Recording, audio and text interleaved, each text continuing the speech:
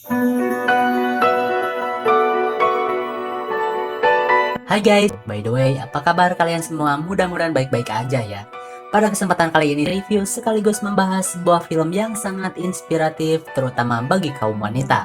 Dan tentunya film ini diangkat dari kisah nyata tentang seorang wanita yang mengalami kehancuran dalam hidupnya dan berusaha memperbaiki diri di perjalanannya menyusuri PCT atau Pacific Crest Trail. Bagi yang belum tahu apa itu PCT, PCT adalah sebuah jalur hiking dan berkuda terpanjang di Amerika dengan jarak yang sangat jauh, sekitar kurang lebih 1000 mil jauhnya. Waktu tempuhnya pun bisa sampai 3 bulan lamanya. Ini dilakukan oleh seorang wanita yang bernama Cheryl Strayed. Banyak sekali makna dari perjalanannya yang diangkat ke sebuah film yang berjudul Wild 2014. Baiklah, daripada berlama-lama, mari kita langsung saja ke pembahasan kita. Dan jika kalian suka dengan channel ini, silahkan subscribe aja ya.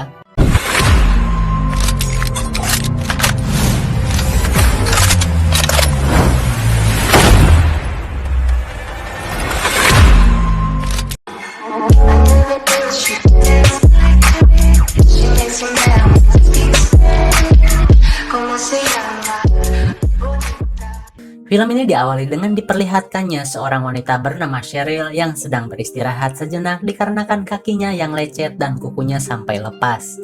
Tentu dengan kelelahan yang ekstra, kemudian tiba-tiba sepatunya tergelincir jatuh ke dalam jurang. Dan karena kesal, ia pun melemparkan sepatu yang tersisa dan terlihat kilas balik hidupnya yang penuh dengan penyesalan. Ia pun berteriak dengan sangat keras. Dan film Wild pun dimulai. Di sini kita tahu beban hidupnya memang sangat berat.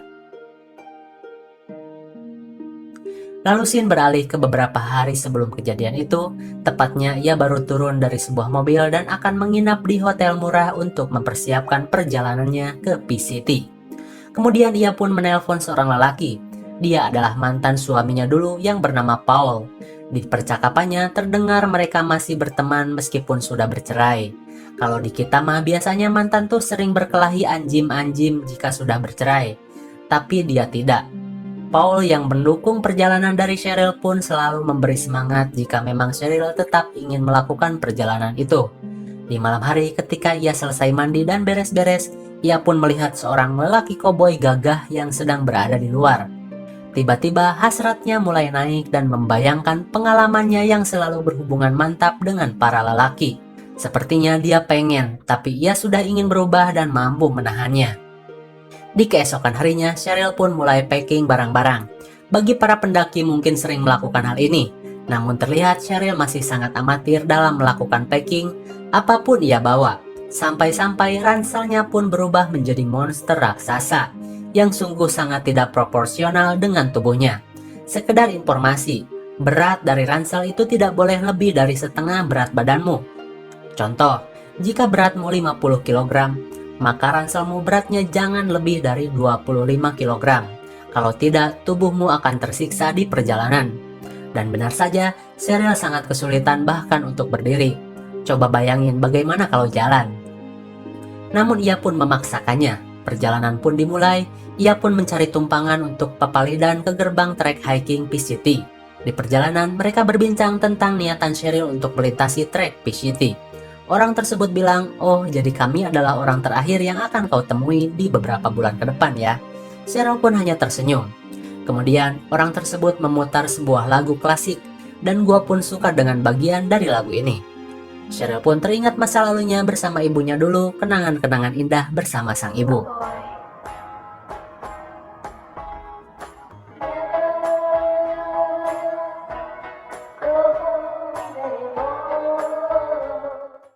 Singkat waktu, ia sudah sampai di PCT. Di setiap langkah sering terngiang di pikirannya untuk apa ia melakukan ini. Kau bisa berhenti kapanpun kau mau, namun Cheryl tetap pada pendiriannya. Oh ya, ada yang unik. Di setiap pos selalu disediakan buku dan pulpen guna menulis kata-kata bijak dari para pejalan kaki. Di sini Cheryl menulis, jika ketakutan menghalangimu, maka lampauilah. Ia pun kembali berjalan dengan langkah yang diiringi dengan kata what the fuck, terus saja seperti itu. Dengan panas gurun yang menyengat membuat perjalanannya semakin berat. Dan sudah bebolokot kesang padahal pos pertama masih kelihatan. Jelas perjalanan di awal selalu menyiksa. Hingga petang menjelang, ia pun memutuskan untuk berhenti dan mendirikan tenda. Namun ada yang lucu di sini. Karena Cheryl masih amatir, ia pun kesulitan untuk mendirikan tenda. Lalu parahnya, ia pun salah membeli bahan bakar untuk kompornya yang menyebabkan kompornya rusak. Ia pun harus makan sereal dingin karena memang ia berada di tengah gurun. Ia pun makan seadanya tanpa dimasak. Malam pun tiba, jelas malam pertama memang menjadi hal yang mengerikan di alam liar. Ia pun sedikit ketakutan, namun ia berhasil melewati malam itu. Di perjalanan berikutnya pun, ia harus terus bertahan dengan makanan yang dimakan mentah. Hari demi hari ia lewati sampai-sampai ia pun mulai stres dengan keadaan dan dengan makanan yang dimakan mentah-mentah. Di perjalanan, kini ia mulai mengenang masa-masa bersama teman-temannya dan dengan makanan-makanan enak yang bahkan dulu ia rasa biasa saja dan kurang mensyukurinya. Dan di sini ia sadar bahwa hal kecil seperti bercengkrama dengan teman-teman dan makan roti hangat pun menjadi impiannya. Hari-hari berlalu, ia masih berada di gurun hingga terpikir untuk dirinya berhenti. Namun tidak, ia tetap teguh pada pendiriannya untuk terus melanjutkan perjalanan. Makanannya pun sudah habis. Bayangkan, kehabisan makanan di tengah gurun sungguh sangat berbahaya. Hingga keajaiban pun datang. Di sore hari ketika ia sedang berjalan, ia pun mendengar suara mobil. Ia pun berlari meminta tolong untuk mengantarkannya ke toko terdekat dari jalur ini untuk membeli makanan dan gas kompor. Dan untung saja lelaki itu baik dan mau mengantarkannya di esok hari. Ia pun menunggu di mobil dan pergi ke rumah lelaki tersebut. Cheryl sebenarnya ketakutan. Ya, takutnya kan lelaki ini kaum-kaum psikopat gurun. Namun ternyata bukan. Ia mempunyai istri dan Cheryl diajak masuk untuk makan. Cheryl sangat kelaparan dan makan dengan lahap. Dan terjadi perbincangan ringan di tengah makan malam. Kemudian Cheryl pun mandi. Sudah lama ia tidak mandi dan teringat masa lalunya bersama sang suami. Ketika itu ia sedang membuat tato kapal kuda bersama suaminya itu. Dan ketika ditanya apa arti dari tato ini, mereka bilang ini adalah tato tanda bahwa kami akan bercerai. Belum dijelaskan kenapa mereka bercerai. Dan ketika urusan surat-surat cerai pun sudah rampung, mereka pun berpisah. Terlihat mereka masih saling menyayangi namun harus berpisah. Singkat cerita, di keesokan harinya Cheryl pun diantar ke toko terdekat untuk membeli makanan dan gas. Terlihat ia begitu senang karena kini ia akan makan makanan hangat. Ia pun berterima kasih kepada lelaki baik itu, sungguh beruntung sekali dirinya. Ia pun kembali berjalan. Di hari ke-9, di sebuah pos ia menulis, "Maukah kau menerimaku apa adanya?" Dan di sini kita tahu kisah ini terjadi di tahun 1995. Wow, dan baru diangkat film di tahun 2014. Di malam hari, Cheryl pun menyalakan kompor dan ia terlihat sangat senang bisa kembali makan makanan hangat untuk malam ini dan malam-malam berikutnya. Di keesokan harinya, perjalanan kembali dimulai. Dan ia pun kaget ketika di tengah perjalanan ia menemukan ular derik. Akan sangat berbahaya jika sampai mematuk, karena sangat jauh dari manapun. Ia pun berlari ketakutan. Hingga ia menemukan ada seseorang yang sedang mandi di pinggir sungai. Ternyata itu adalah para pejalan kaki yang lain melintasi PCT. Mereka pun berbincang-bincang sejenak dan tampaknya lelaki itu mengenal Cheryl dari tulisan-tulisannya di tiap pos. Dan terjadi sedikit perbincangan tentang perjalanannya di sana. Dan lelaki itu bilang, "Aku akan menunggumu di shelter Kennedy Meadows. Di sana terdapat banyak pejalan yang sedang beristirahat." Lalu tiba-tiba Cheryl mengingat masa lalunya di mana ketika ia sedang makan bersama temannya di kafe, ia pun berbicara bahwasanya sepertinya ia sedang hamil. Sontak temannya pun kaget dan membawa Cheryl untuk mengetes kandungannya, dan benar saja Cheryl hamil. Dan tidak tahu siapa bapaknya, karena kita tahu Cheryl adalah orang yang stres dan sering mantap-mantapan dengan banyak lelaki, hingga ia pun menggugurkan kandungannya. Namun di sana ia mulai memiliki niat untuk mengubah hidupnya dan melakukan perjalanan di PCT dengan membeli buku jalur PCT. Kemudian kembali ke jalur. Kini Cheryl sudah sampai di jalur berbatu. Di benaknya ia berkata, "Aku sedang melintasi batu besar dan akan melampauinya." Batu itu menggambarkan masalah besar yang ia hadapi, melintasi sungai dan hutan, hingga sampailah ia di shelter Kennedy Meadows. Di sana ia disambut dengan hangat, karena memang Cheryl satu-satunya wanita yang melakukan perjalanan PCT seorang diri. Ia pun dijamu dengan makanan dan minuman segar, dan ia memutuskan untuk bermalam beberapa hari di shelter itu. Dan ia pun mendapat sebuah paket dari Paul, mantan suaminya, dengan tulisan yang menyentuh hatinya untuk menguatkan tekad dan mentalnya. Juga ia diberikan selembar uang dan perbekalan lainnya. Kemudian Cheryl diajarkan cara packing yang benar oleh orang di shelter itu. Ia bilang tidak perlu kau membawa semua barang yang bahkan kau tidak pernah pakai. Maka ia pun mensortirnya guna memangkas peralatan yang berlebih. Namun ada yang unik. Ia menemukan ada selusin kondom di tas Cheryl. Hade, ia berkata, "Iya," kata Cheryl. "Wanita apa yang membawa selusin kondom di perjalanan PCT?" sambil tersenyum. Namun ketika lelaki itu pergi, Cheryl membawa 2 kondom itu untuk disimpan. Cheryl masih memiliki sifat itu dan belum berubah. Kemudian flashback pun diceritakan. Ketika itu ia dan ibunya sedang berada di rumah sakit, dan ternyata ibunya mengidap kanker tulang belakang.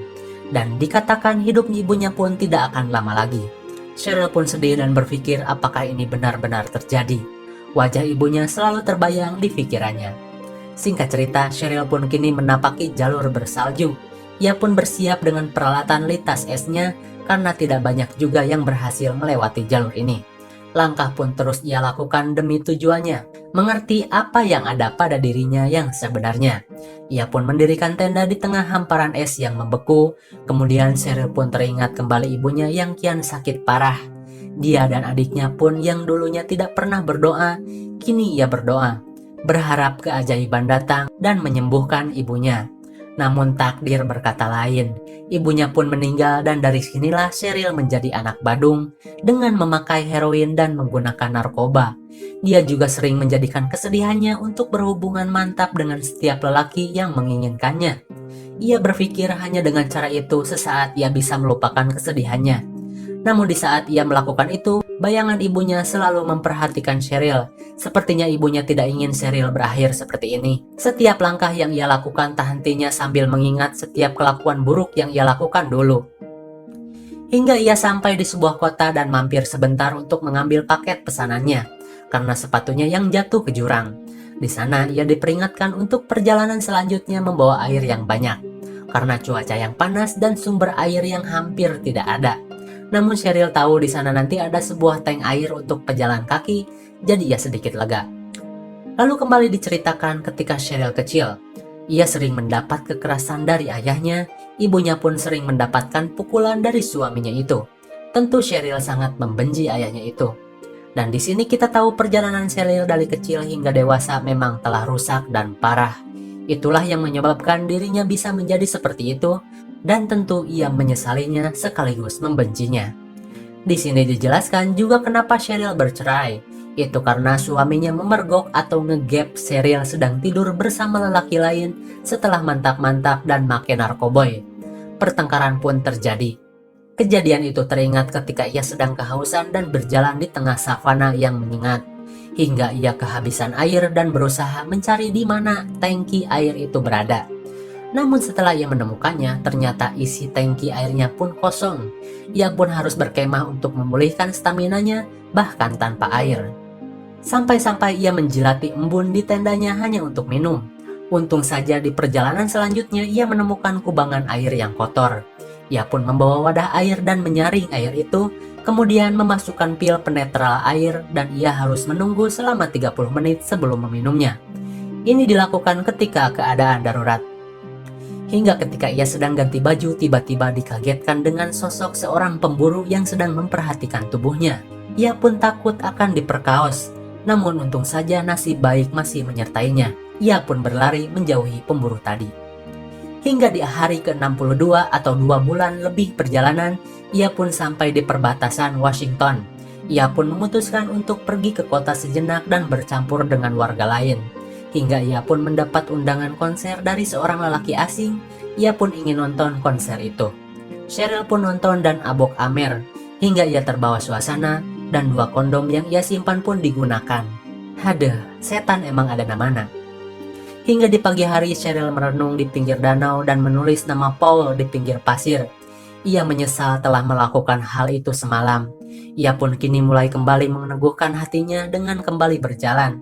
Ia berjanji tidak akan melakukan hal itu lagi. Di tengah hujan deras dan hampir gelap, ia pun sampai di shelter untuk mengambil paket dan disusul oleh para pejalan lain. Mereka pun memutuskan untuk menginap semalam di area shelter itu sambil abok. Hingga di pagi hari, si pengelola shelter memberi Cheryl makanan dan minuman. Teman-temannya yang lain pun menyebut Cheryl adalah Ratu PCT, karena mereka tahu sejauh ini hanya Cheryl yang bertahan sampai sini. Dan terjadi sedikit bercandaan di antara mereka yang mencairkan suasana.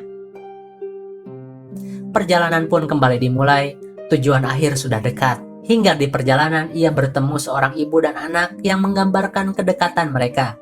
Dan ketika anak itu bernyanyi nyanyian yang selalu ibunya nyanyikan, Cheryl pun kembali teringat akan masa kecilnya bersama sang ibu.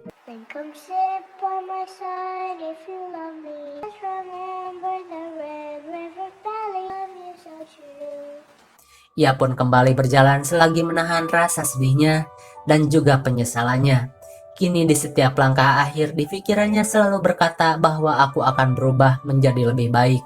Aku sudah mengerti arti kehidupan, aku sudah mengikhlaskan ibuku dan memaafkan diriku sendiri. Dan ia berkata, jika aku bisa mengembalikan waktu, aku tidak akan pernah melakukan kesalahan itu. Namun waktu tidak bisa kembali. Kini ia harus menggunakan sisa waktunya untuk menjadi lebih baik dan tidak akan melakukan hal yang akan ia sesali di kemudian hari.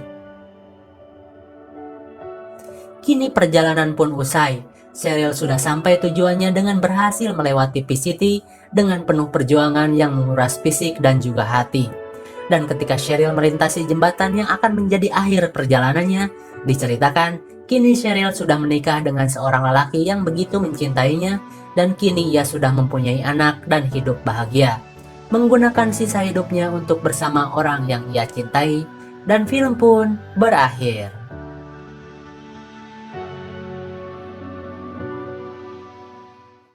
Bagaimana? Sungguh perjalanan yang menguras hati dan perasaan. Ya, pada intinya film ini mengajarkan kita dari pengalaman nyata seorang wanita bernama Cheryl Strayed untuk kembali kepada jalan hidup yang benar. Setelah derita hidup yang ia alami dari kecil sampai dewasa, hingga rumah tangganya pun hancur. Dan kini ia sudah bisa mengerti dan memaafkan dirinya sendiri dan menjadi wanita baik, juga ibu dari anak-anaknya kelak. Lalu di credit scene juga diperlihatkan Cheryl asli yang mengalami kisah ini. Dan kisah ini memang diangkat dari perjalanan hidup Cheryl Strayed. Dan IMDb untuk film ini adalah 7,1. Sudah pas lah segitu ya. Kalaupun ditambahi Sakahayang bakalan kasih nilai 7,5 karena ada adegan flashbacknya. Mungkin segini saja pembahasan film Wild 2014. Jangan lupa like, share, and subscribe supaya kalian tidak ketinggalan. Thanks for watching and see you on next video. Bye-bye.